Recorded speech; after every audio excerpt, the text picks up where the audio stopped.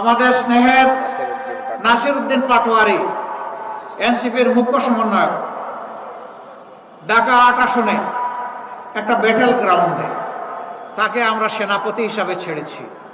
দোয়া করি আল্লাহ যেন তার জীবন তার ইজ্জতকে হেফাজত করেন। আমিন। এ লড়াইয়ে নির্বাচনী লড়াইয়ে সে যেন বিজয়ী হয়।